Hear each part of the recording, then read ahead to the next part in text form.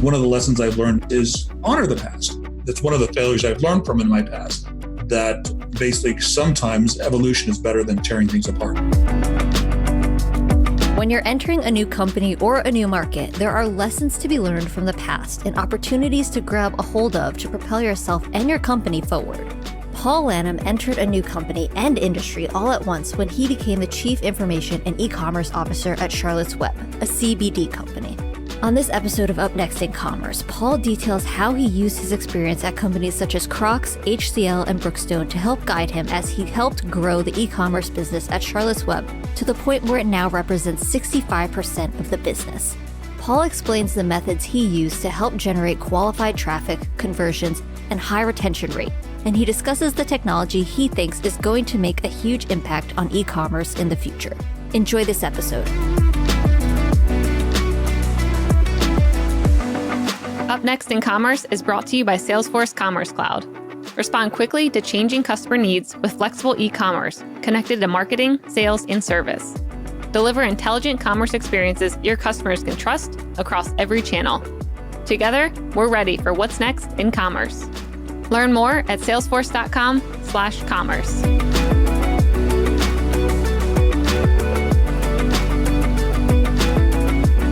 Welcome back to Up Next in Commerce. This is Stephanie Postles, co-founder of Mission.org and your host. Today we have Paul Lanham on the show, the Chief Information and E-commerce Officer at Charlotte's Web. Paul, welcome. Hi, nice to be here. I'm glad to have you. Yeah, I'm really excited. I've used Charlotte's Web products before. So when I saw that you were in our queue for interviews, I was like, ooh, this is going to be a good interview. That's good to hear. You have some perspective then.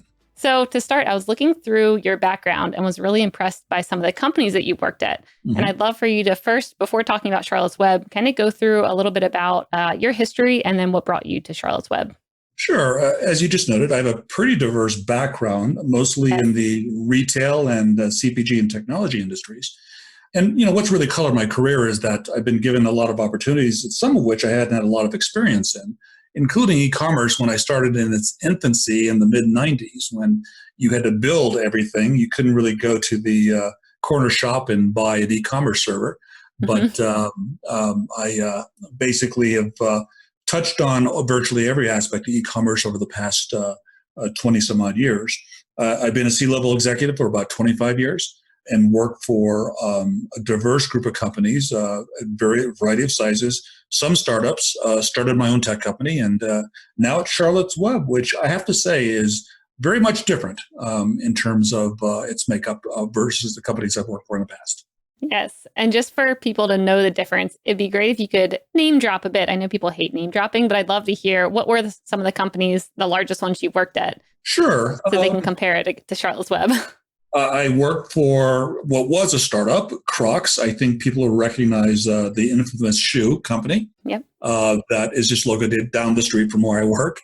I've worked for Jones Apparel Group, which is a mega apparel conglomerate that owned companies like Barney's New York, Jones New York, Polo Jeans, etc. In the apparel industry.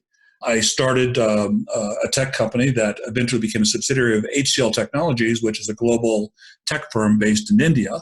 So, and Brookstone, which is the gadget shop, competing with Sharper Image, again, near its infancy as well. So, a diverse group of experiences. Yeah, that's amazing. So, with some of these companies you've worked at previously, are there a lot of lessons that you were able to bring to Charlotte's Web, or is it just such a different beast that you kind of had to just start over and have like a completely new hat on?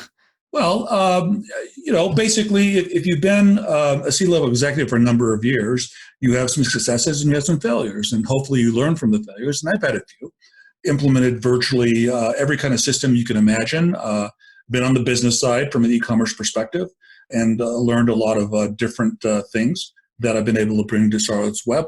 And back to the diversity of my career, one thing I can note, I've probably been in just about every function that you can imagine, from finance to marketing to sales to e-commerce, et cetera, et cetera. So I think that brings somewhat of a unique perspective to a company like Charlotte's Web, where I frankly have a lot of empathy for my peers and other departments because I've done a lot of their jobs. Yeah, that is so important. I've worked at previous companies where someone does not understand. I worked in finance back in the day, and people do not understand the complexity or, Yes. why there's certain procedures set up. And you can Mhm. definitely see tension between certain groups if, they've never worked in that team before. So that's key, I think. Absolutely. And financial people can be fun. Most people don't know that. They can be just Yeah. like me. I'm fun. You're fun, Paul. There you go. So I'd love to hear, or I'd love for you to explain what is Charlotte's Web and maybe even starting with the story behind it, like behind the name. Sure. Charlotte Webb is a CBD company that was founded by the seven Stanley brothers, and that's a wonderful story in and of itself, in that they grew up in the cannabis industry. But the company's namesake, Charlotte Figi, who many people may remember from the Sanjay Gupta CNN specials from years back, and most recently illustrating how there was this trajectory of various peoples and things to help a little child basically survive. So our namesake, Charlotte, really is like our guiding star, North Star, in the context of our mission, which is to help people through natural products that Charlotte Webb produces. So it's a young industry. It's a young company where we are a market leader. Obviously, we are commercial, but we're always grounded by our original mission, and we still do help quite a few people to where our product is very essential, like the Charlottes of the world. Mm-hmm. Yeah, I was looking at the I Am Charlotte video on your website, Yes. and it Yes. definitely gave me goosebumps. When did you guys create that campaign? Well, it's basically been the past year. And the point is, with her passing, it really shook us all to our core because, frankly, it was probably one of the core reasons that most of us joined the company. I was fortunate to be able to meet Charlotte and her mother Paige a couple of times, but many people in the company, and obviously the Stanley brothers, basically grew up in this company attached to Charlotte's story. So the I Am Charlotte campaign is currently just obviously a testimony and our take on how beloved she is and still is. Yeah, I love that. So the CBD industry, as you mentioned, it is kind of a new-ish industry. I mean, when you're in California, it seems like, oh, it's been around forever. But when you go to other states or like back to my hometown, Mhm. people still kind of have like, they either don't know what it is or, are just very unclear about what it is or have different preconceived notions, you can say. Mhm. So Mhm. how do you all think about kind of educating the public or new buyers who come, to your site for the first time? Certainly. Well, to your point, about 15% of households have had some experience with CBD in the United States. Still, because it's such an emerging industry, word of mouth is still very important. Typically, people first get exposed to CBD by a relative or a friend or somebody mentioning it that it helped them. And when they go to search for it, we basically are actually a leader at Charlotte's Web because we rank very high on the first page with what is CBD. And to that point, we spend a good deal of time on our site through blog entries and various educational videos that we put out to educate our customer on the difference, for example, between hemp and cannabis. What is the efficacy of CBD and various in-depth, videos to illustrate the depth of what they could know about CBD. So it very much is still an educational process, as you mentioned, to evangelize the use of CBD. Yeah. Yeah, I completely agree. How did you all become a market leader? Like, I know you were not first, but you definitely were some of the early leaders or even starting up in this industry. But like, how did you go about making sure that people kind of had your name as the household name when it came to CBD? Sure. They were among the first. And the brand story between the Stanley brothers and Charlotte really resonated. It was made for this industry. And the mission that the Stanley brothers inculcated into the company, and we still have, in terms of evangelizing the product and natural products to the world to help people, I think resonate with people. When you talk about, for example, our end-to-end integration from seed to a shelf, our quality, et cetera, all those things kind of are confluence in terms of being perceived as a quality brand and a premium brand to a consumer. And there are a lot of smart business decisions along the way, frankly, in terms of becoming that market leader. What kind of smart business decisions? Now you've piqued my interest. Oh, okay. For example, going really strong in e-commerce initially.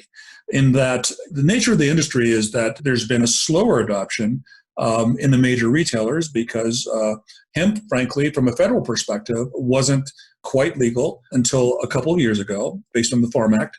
There's some reticence in terms of conservative retailers to carry the product.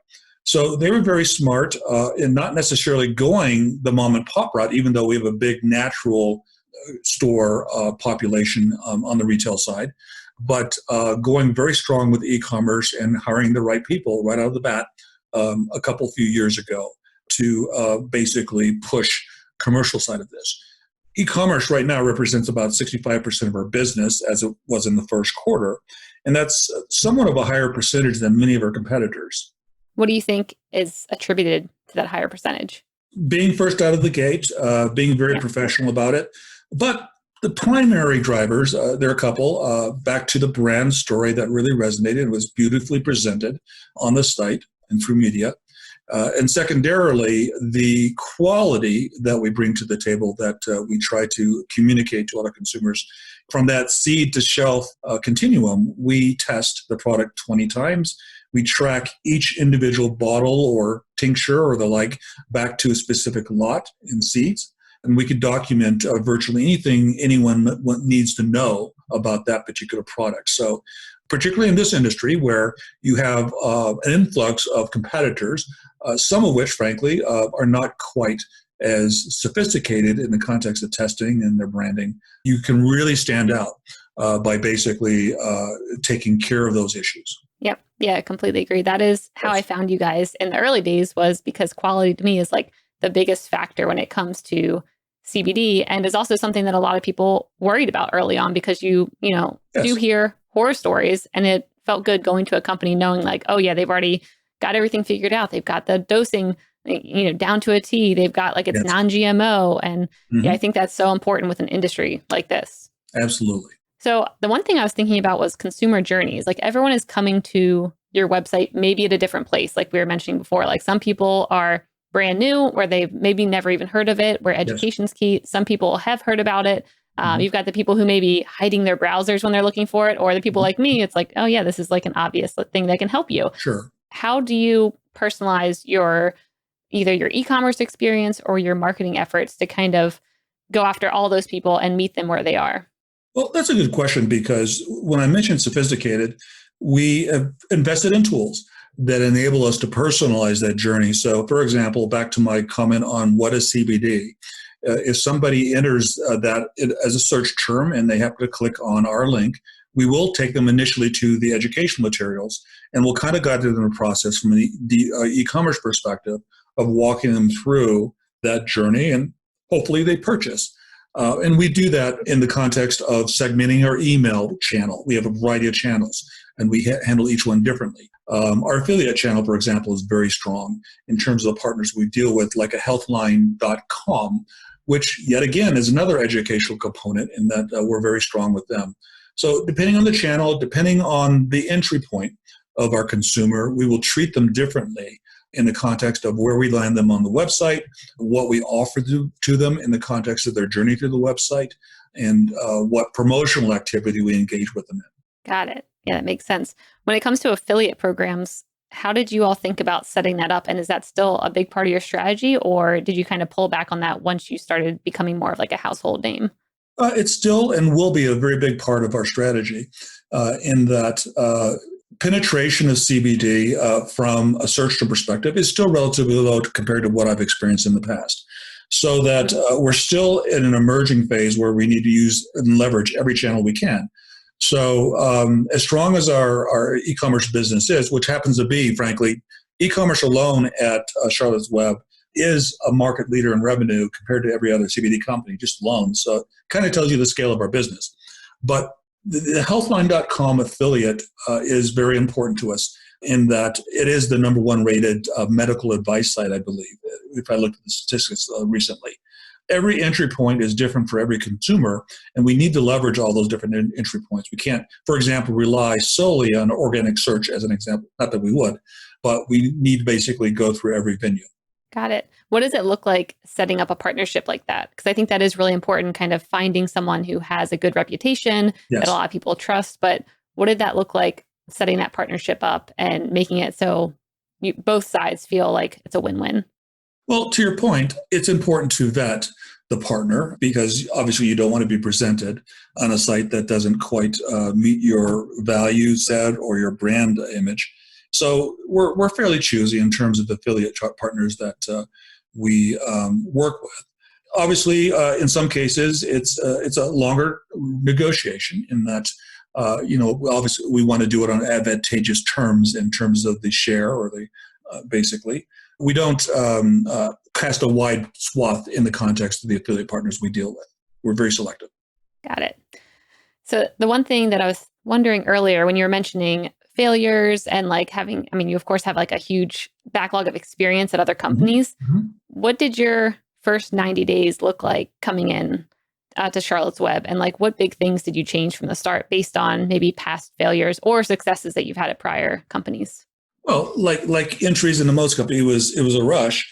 My story, this is pre-COVID times, obviously. I talked on the phone with a board member and my boss, the CEO, on a Friday. I flew over the weekend, got there on Monday. I took the job sight unseen after a phone call. Oh, wow. I was so enamored of it. I've never done that before. That's great. And Dini's never hired anybody like that before. It just went so well.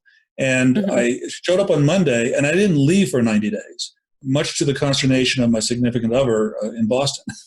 So we worked it out. But it was just a rush of understanding the industry in depth, doing triage in the context, it was still a startup mentality, triage in the context of building a business intelligence stack, revamping the e-commerce organization, planning the next iterations and improvements, setting up for the holiday season, for example. When I joined, literally the week after I joined, we kicked off a new platform upgrade that we only had a couple of months to do prior to holiday. So it was a lot of long days. Mm-hmm. Was that something that you feel like you could step into? Because I'm sure you've done many replatforming experiences before. Yeah, there is some muscle memory. And back to my point, you always want to learn from your failures and not do them again, or at least understand the context and admit them. Basically one of those issues is that one has to listen very carefully.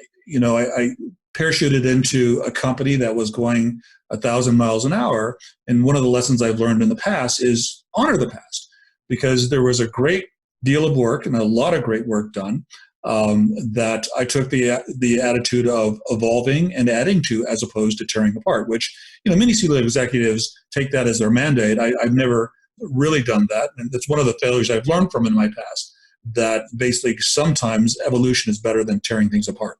Yep. Yeah, I love that. That's a good quote too. Yes. So I'm sure another thing that you kind of had to change your thinking on would be how you track the success of a business or the e-commerce site. What kind of metrics did you maybe look at prior companies where you're like, this is our set of metrics that always made sense, versus what do you look at now at Charlotte's Web? Well, there are quite a few. If you know the e-commerce business, there are probably 20 things that you look on a daily basis. That's my routine in the morning. I get up and I look at basically all the metrics. But what's important here, more so than perhaps, it's always in the top three, conversion, for example, on non-bounce traffic. It's significant here because your engagement with the new customer may be fleeting because of the nature industry, the curiosity about CBD, people not knowing about it. And I actually had to look at that statistic or those statistics several times because I didn't believe them. And that's a testament to the people and the staff that were here in that whether it's educating the consumer or the customer experience on the site or customer care on the back end, we have a high percentage of sales that convert. So that probably is a much more important stat that I paid attention to in the past. It's always been in the top 3 or 4. Retention of consumers, again, in this sort of industry, because of the fleeting interaction with your customers, we have a very strong subscription program that is very important to us, which are typically customers who deem the product to be essential to their well-being. So we put a good deal of emphasis into that, as well as retaining customers. And again, without divulging the statistic, it's much higher than I've experienced in my past 20 plus years of experience in e-commerce. What do you think is making it so high? Like, how are you all retaining customers so well or encouraging people to subscribe?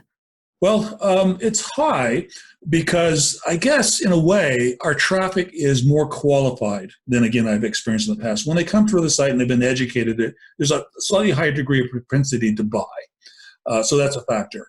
Plus, some of our tools really facilitate the conversion in that, not that we're pushy, but we don't let go in the context of, okay, this isn't right for you, maybe this, or how about this promotion, or have you rethought this, through the customer journey in the site. And, basically, there's a predisposition to buy, basically, once they get to our site.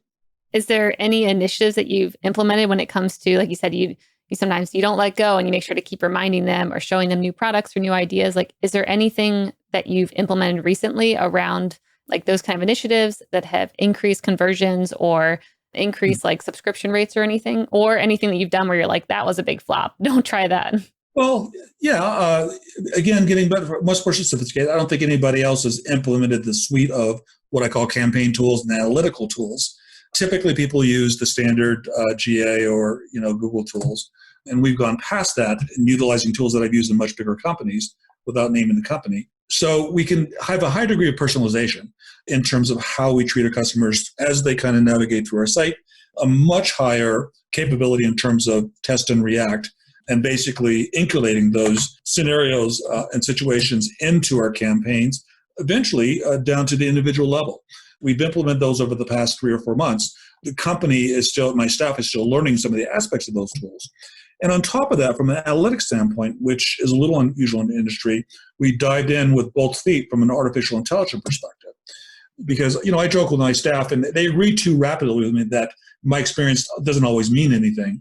In that I think I know everything about my customer, and I'm confounded constantly in terms of why I was wrong on that. Mm-hmm. And it comes down to the data. And what artificial intelligence does, for example, is that it makes those deep correlations that none of us would have thought of. I would have never thought of with my 20 plus years of experience of how our customers actually interact with our site, or what are they thinking in the context of their purchase journey. So when you put all those things together from a capability perspective, I love it in terms of being data-driven, in terms of understanding our consumer at a deeper and deeper level, and being able to provide the best experience and best service that we can on an ongoing basis. Got it. That makes sense. So when you're implementing AI, first, can I ask, what platform are you using for that? And what kind of surprises have you found when you implemented AI? Like what were the consumers doing that you would never have guessed before? Well, it's a third-party app. It's a bunch of data scientists who basically provide the service for us. They're a conduit for the massive amount of data that we have. And to your question of surprises or those correlations, what people have affinities for in terms of, say, an add-on purchase that we would never think of. Mm-hmm. What prompts them to basically make that leap to make the purchase in the context of their journey through the site, some of which are counterintuitive to some of our experience, particularly for a certain segment of our consumer base. So it's just some of those interesting nuggets of information. And the hard part of it is there's so many correlations that we have to rank them. And, we basically test each correlation over a period of time to vet out the action. And our challenge at this point is basically getting into a much more test and react cycle on these correlations. That's really interesting. Yes. So if you were to implement AI all over again, mm-hmm. or you had someone, who does not have that on their site right now, mm-hmm. what would you do maybe differently? Or if you were like, we could go back and maybe I would, change the way we did this or think about it differently when implementing it. What are some advice around that? Well, what slowed us down was the notion of producing what I call hypotheses based on our prior knowledge. And that tends to put you into silos of information and doesn't quite give you the breadth of correlations that AI can do for you. Again, it was always my bias that, hey, I think I really know this aspect of consumer behavior, and I'm really interested in terms of their conversion activity when they do X or when they do Y. And I wouldn't be so structured in those hypotheses going into it, and probably a little more open-minded in the context of looking at the correlations in a much different, broader way. I love that. That's such a good reminder about the kind of biases you bring when looking at data or your consumers and why all that should be scrapped from the beginning and just let the technology work for you. Absolutely. Absolutely. So in your industry, I'm sure you probably get a lot of questions around this, but I'm thinking about all the regulations you have to deal with, especially on like a state level. And when it comes to having e-commerce be such a large part of your business, what does that look like behind the scenes when it comes to shipping or selling in certain states? Well, it's mostly an impediment from a retailer, particularly a major retailer perspective, because to your point, there's a hodgepodge of regulation in the States. Even though hemp with a 0.3% THC, less than 3%, is federally allowed, depending on the nuances of what is in California or Florida, et cetera, retailers may be averse to getting into ingestibles as opposed to topicals. So, back to our point, one of the reasons why we're industry leaders, we've invested heavily in internal and external lobbyists that can guide different parties and factions, whether it be Congress at the federal level or legislatures at the state level or associations, to evangelize the notion of CBD. And one thing that people miss the point on, we welcome more defined regulation from the FDA because we feel that we're heads and shoulders above most of our competitors in the context of how we test, how safe our product is, how we document it, and the like.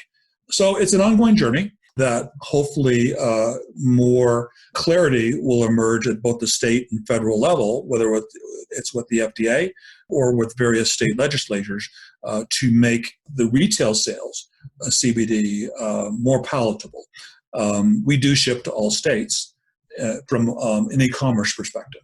Okay. Yeah, I like that idea around encouraging the FDA to look into it and like implement regulations, because you're like, my product is so good. Like we should have, the other products regulated and be held to a high standard as well, because that is what can maybe hurt the industry as a whole, is having people making subpar products that aren't as high quality as, Charlotte's Web. Yes. And it's kind of axiomatic that, major business publications have basically stated in lengthy articles that CBD is here to stay. It's a multi-billion-dollar business growing at a rapid rate. And it's frankly grown so fast, and it's a new industry, that regulations haven't quite caught up with it. So I was reading a bit about demand surges, especially during the pandemic right now. I think maybe it was your CEO who was mentioning like, oh, we had a surge in demand for 2 weeks, and then, people kind of pulled back for a little bit. And I was wondering how you guys are keeping up your inventory levels, like how you manage that. And then if you're changing anything going forward after seeing these, surges of hopefully consumers that are going to stick around going forward. Well, we've been fairly gratified in continuing to serve our customer because the majority of the customers consider our product to be essential for their well-being, whether it's the type of tincture they use or the ointment or the like. So it's been relatively stable for us. Okay. Now, from an inventory perspective, as a growing company, our processes have become more sophisticated. And over the past year, we've implemented an S&OP process, or production planning process, that I'm more familiar with in my CPG background, to really dial into marrying strategic plans to budgets to demand forecasts down to the SKU level, and doing a relatively sophisticated job of planning product demand. Now, the flip side of that, this industry is so volatile in the context of demand in general, because retailers some are still averse to taking the product, so it's hard to predict the demand in that context. So we place a little more emphasis on safety stock and agility in the context of the co-manufacturers we deal with and the like. Got it. What are some of the best practices you set up when it comes to setting up that forecasting process? Because I know you've had, like you mentioned, a lot of experience with that. Like, what did you bring to Charlotte's Web that maybe they weren't doing before? Well, they had started it, but I amplified from an e-commerce perspective, a rigorous SKU demand process that is three-dimensional and that it adds up from top to bottom, and extremely rigorous analytical process of continually revising those forecasts, taking into account promotional cadence, taking into account day-to-day iterations of different campaigns. So it's a fairly in-depth forecasting process in e-commerce, so that our accuracy is much higher. It's in the 90 percentile, by SKU, in terms of our monthly demand, for example. So one of the things I've learned in my past is sometimes you have to take a leap of faith on a particular product because you don't know how high you can go. On the other hand, that's what safety stock is for. Got it. What does that look like when it comes to thinking of new products? Like, how do you influence your decision behind that? Like you're mentioning behind like the sales channels and the marketing channels that help you influence your ideas or thoughts behind it. Like, what does that look like when it comes to new products? We do have outside data, and with the caveat that it's such a rapidly growing industry that tends to change over time. Brightfield is obviously one of the standard firms we use in the context of a longer term view in terms of product categories and growth in certain segments and the like, and we use that as a baseline. Obviously, we use our trend, and my counterpart on the retail side and myself, where basically experienced marketers and salespeople, and that we have our own opinions in terms of how we correlate our thoughts on category growth versus what we're seeing in external data, for example, like Brightfield. So we listen very closely to our consumer in terms of what categories we're pushing. I was just going to say, I'm sure you guys get a lot of customer feedback of like what people want or what they're looking for. Yes. How do you grab all that data and put it in a meaningful way? Because you probably know best. A lot of times consumers might ask for something and then not actually buy it or not really want it. This is true. They certainly vote with their dollars. But on the other hand, we have a pretty good customer care department that is in my pyramid where, I've managed those sorts of departments in the past, but this is an interesting one, the group of individuals that the empathy, because of the nature of the product and the stories they hear and the people they try to help, the empathy they exhibit in terms of comments from customers is just outstanding. So it's not only commercial, but to the extent that's practical based on the information they have, they are advisors to the customers that call in. And we have a high volume of calls that come in, not necessarily about order status or standard things, but really, what should I do? What about this product? The other aspect is we have a fairly rich library of customer reviews. And the technology we use enables us to slice and dice some of the categories of the customer reviews and try to get to the gist of what's working versus not, whether it's from a product efficacy perspective, perhaps a defect of some sort. The dropper may not work exactly the way we would want it to and the like. So we have multiple sources of information of customer contact. I think that's so key to be able to call in and actually talk to someone. Like that's the perfect way to develop trust is by having someone that you can actually get on the phone with and be like, okay, I don't know what to do now. Like, tell me exactly what I should be doing. Or same with like reviews, being able to see someone who sounds like me reviewing the product just seems like a great way to develop trust all around. Oh, absolutely. And, from a hiring perspective, I have lunch, a virtual lunch nowadays with every associate in my group at some point. Today, prior to this meeting, I had lunch with 3 of our associates just to kind of get a feeling of that. And when it comes to our customer care associates, I've never met such a group of people that are truly empathetic to where, they hear a story and they're crying on the phone with the consumer. They're doing everything. They have a wide latitude of actions they can take to help our customers, more so than I've had in the past in much larger companies. But they really have the right mindset, I think, as opposed to working in a call center. Yep. Oh, yeah. That's so key and so important. Absolutely. So to shift a little bit into more of a marketing mindset, I wanted to hear a bit about how you guys are investing in different digital channels, like what's working and what's not. Sure. Just the overview is that you may have seen our Trust the Earth campaign, which I loved. Mm-hmm. We started last fall, that kind of instills what our brand messaging is. And basically, a lot of our marketing efforts go to that because, again, we're an emerging industry. We're maintaining a market lead. We want to convey a certain image. And just a random stat, based on our efforts year to date, we have over 4.5 billion impressions from the various things we've done versus, I think our closest competitor from the stats that I've seen were about 2 billion, and it dropped rapidly. So our marketing and our digital efforts from a broad perspective are very effective. And that shows in the context of where we are in organic search or educating our consumer, a long ways to go. From a digital perspective, obviously we're active in every social media component, and we're very assertive in terms of educating our consumer through that channel conveying our brand message. The industry is in a place right now, there are some restrictions in terms of how aggressively you can market CBD on social media, like a Facebook, for example, or Twitter.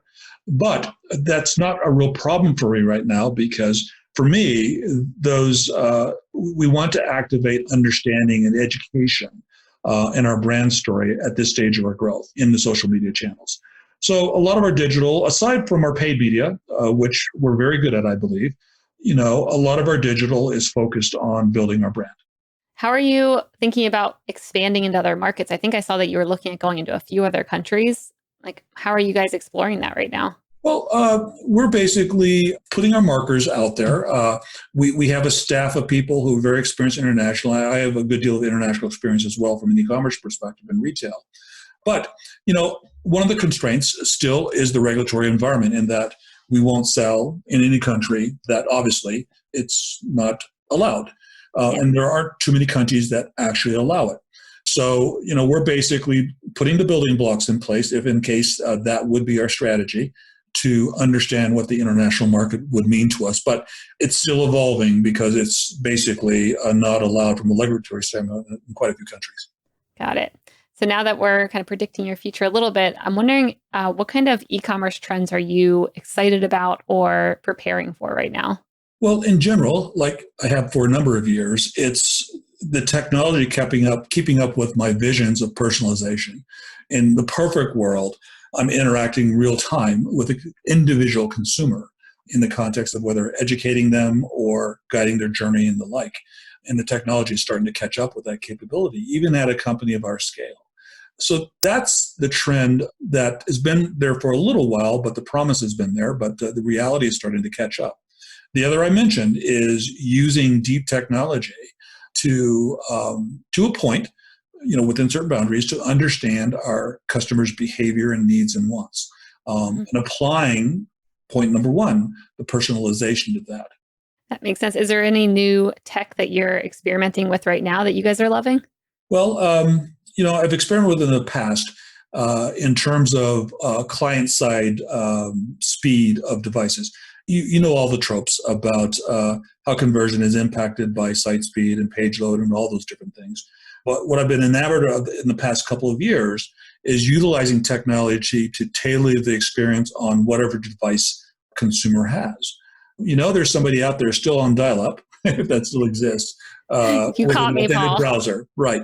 And it doesn't matter how efficient your site is or your servers or the like, you have to tailor the experience, strip down the page load, the content, rejigger the JavaScript on the fly, depending on that individual's device. Because as far as they're concerned, they may have an iPhone 5 that hasn't been updated in 5 years, but they still don't like the site experience.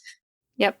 Yeah, I completely agree. That's really important too, because I think a lot of people assume that users are always on the newest and the latest and greatest. Let's see, we were doing a study on, I think, Google Maps users in India, and the majority of them were on like such outdated versions that they were never seeing like updated streets or an update at all in maybe like a year or two. And I think it's just a good reminder that a lot of people are on older versions of things, not just in other countries, but here too. Like you said, some people still use dial-up. So we have a quick lightning round coming up. Before that, I wanted to ask you one last question because I love your excitement towards the company and your energy behind it. And I wanted to hear, what does the best day in the office look like for you? It's when I'm in the thick of it. I'm a great delegator, I believe, and I think the people who work with and for me would say so. But I'm most happy when I'm in the thick of it, not being Mr. Executive, and my people interacting with like I'm a peer to some degree in terms of coming up with ideas, debating certain concepts, making things happen. It's still a small enough company where many people have to be jack of all trades, and that's where I've shined in my past. Okay, rolling the sleeves up and figuring it out and having to learn things. Many of my jobs have reflected that. So that's when I'm happiest, when I'm learning something new. I've been told I'm really, really curious to a fault. I ask too many questions sometimes. I think that's a good thing. Yeah, I guess so. But that's what jazzes me, in being in the thick of things, making things happen. Now, having said that, as a C-level executive, you have certain prerogatives and responsibilities to create a conducive environment for your people to work in, to make them feel trusted, to stretch them to the extent of their capabilities, giving them a vision. On the other hand, I've always been a believer of an executive, being able to walk the talk, having done something, being able to do it without actually doing it. That lends a certain amount of credibility in your interaction with your staff. So I think that's very important. And back to your point, that's what makes me happiest, is just being in the thick of it. Yep. Yeah, I completely agree. I like that idea. And I heard a ratio, or it was a metric that an executive used called a say-do ratio. And it was how much do you do what you say you're going to do? And that's like how he gained trust with like a new company he was joining, was he actually tracked it.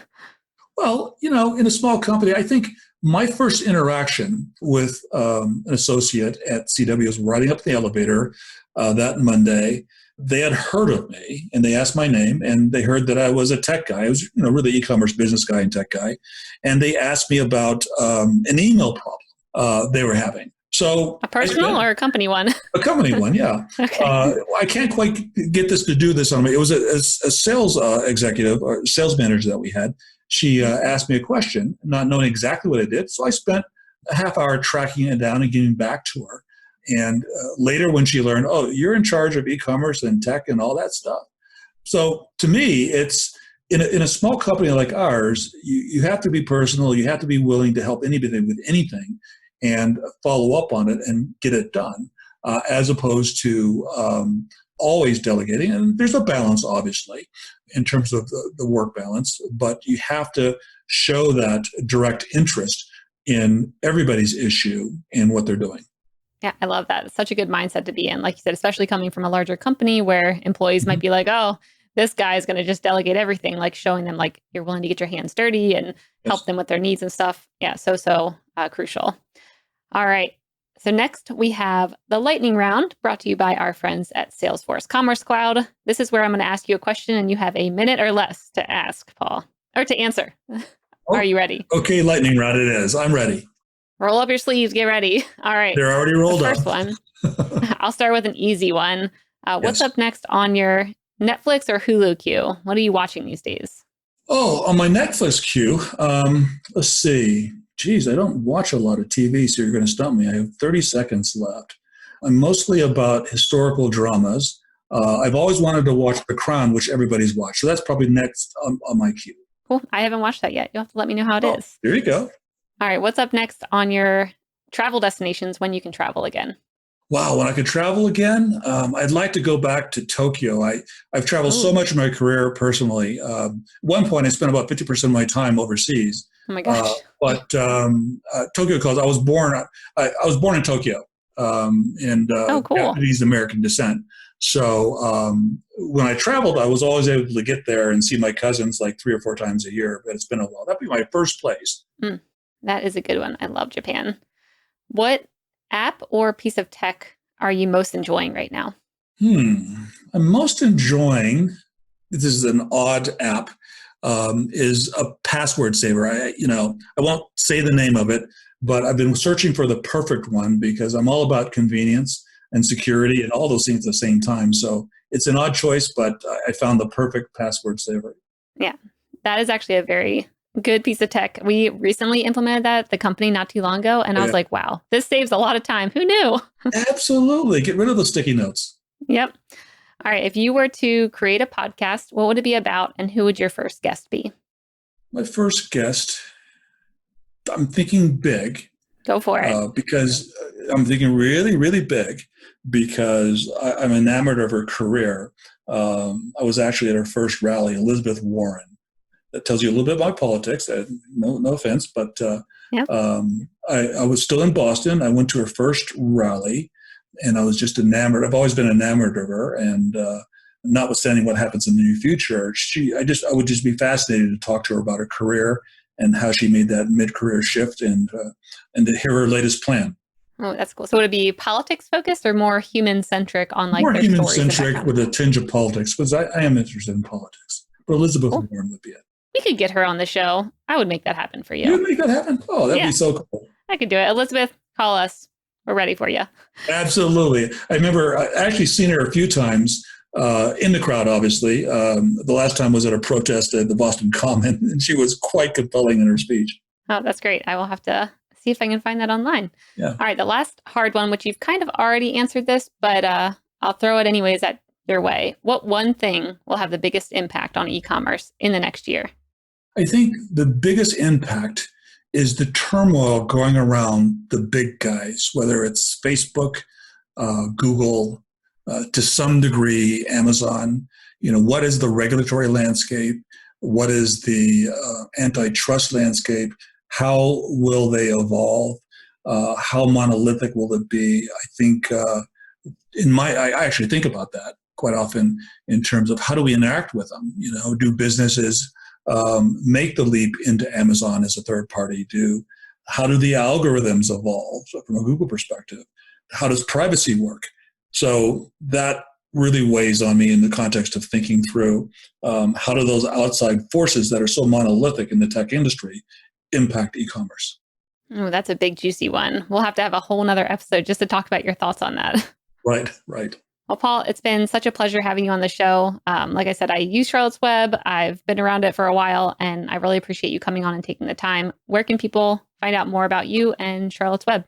Well, obviously our website, charlottesweb.com, and I have a pretty fulsome LinkedIn profile that shows you how haphazard my career has been, but it's been a fun ride. Yep, that's where I found out all about you. Well, thanks so much for coming on. We'll have to have you back for round 2 in the future. It's been great. Absolutely enjoyed it. Thank you very much.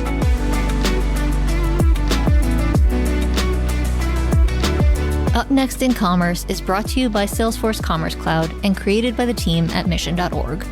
Subscribe now at Apple Podcasts or wherever you listen to podcasts.